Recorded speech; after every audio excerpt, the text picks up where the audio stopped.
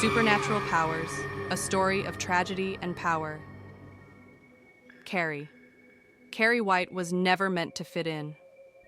In the small, oppressive town of Chamberlain, she was a quiet, awkward girl, easily overlooked by most. Her classmates mocked her, calling her names, throwing insults her way, but the worst torment came from her mother. Margaret White, a religious fanatic, believed that her daughter was the embodiment of sin. She locked Carrie in the small, suffocating world of her beliefs, punishing her for anything she deemed unholy, even for things Carrie didn't understand. But beneath her mother's cruel rule, there was something else inside Carrie, something more powerful than the harsh words and punishment. Carrie had a gift, a power that no one could ever imagine. She could move things with her mind. It was a secret she couldn't explain, even to herself. The world seemed to push her to the edge, bullying her into believing she was nothing more than an outcast. Yet, she was far from powerless. It all came to a head on prom night. Carrie, desperate to experience the happiness and joy she'd been denied her whole life, hoped that this one night would be different. But it wasn't. A cruel prank, orchestrated by her classmates, turned her moment of joy into an act of vengeance. The humiliation was too much.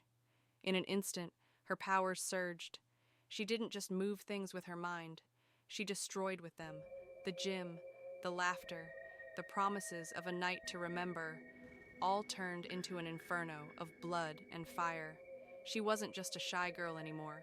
She was an unstoppable force.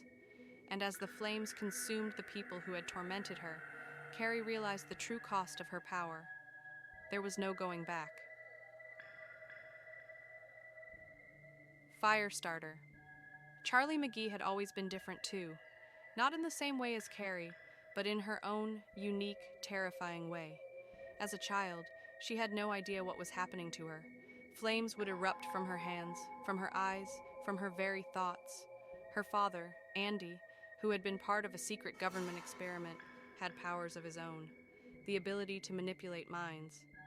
But Charlie's power was more dangerous.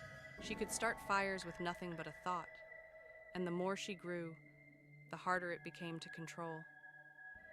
Her father had tried to keep her safe, but the government was relentless. They wanted to use her, to turn her into a weapon, and for years they hunted them. But Charlie wasn't just a tool to be used.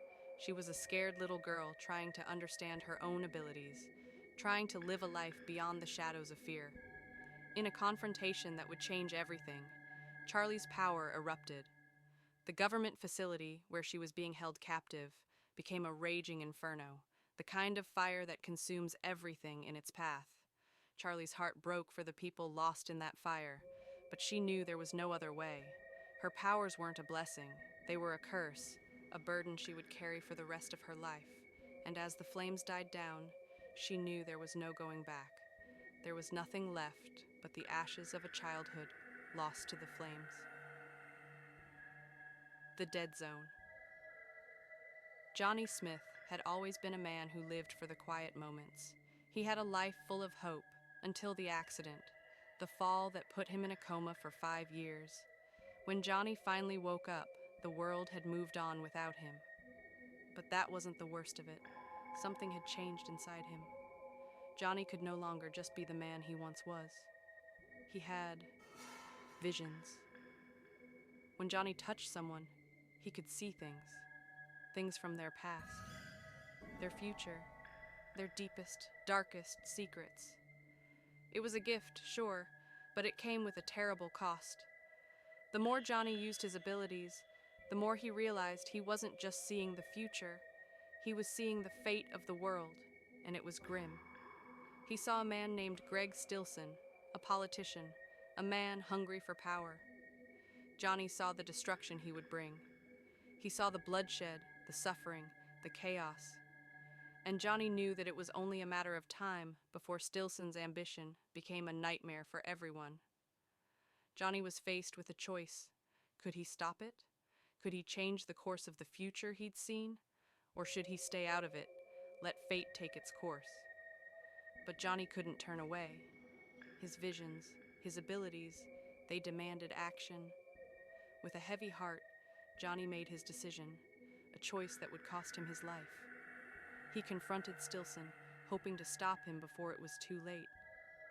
But Johnny's actions didn't change the world. They just changed his own fate.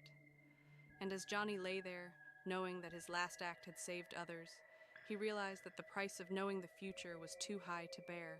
The burden of power. In the lives of Carrie, Charlie, and Johnny, Stephen King reveals a truth about power. It's a double-edged sword. Carrie's telekinesis, Charlie's pyrokinesis, Johnny's visions. These abilities were gifts, yes, but they were also curses. Each character was burdened with a power they couldn't fully control, and each faced the tragedy of what happens when such power is misused, misunderstood, or pushed to its limits. Carrie's rage destroyed lives, and hers along with it. Charlie's fiery gift turned her into a weapon she never wanted to be. Johnny's knowledge of the future made him feel helpless in a world that seemed destined for disaster. These characters weren't evil, they weren't monsters, but their powers made them something beyond human, and often that was their downfall. Stephen King explores this fragile balance between the extraordinary and the tragic. The world wants to control such powers, to use them, to bend them to its will. But the characters King writes about are proof that power is never without its consequences. And sometimes, the true cost of that power is the loss of one's humanity.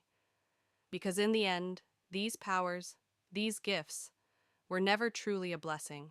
They were a burden, a heavy weight that shaped their lives, their decisions, and ultimately their fates.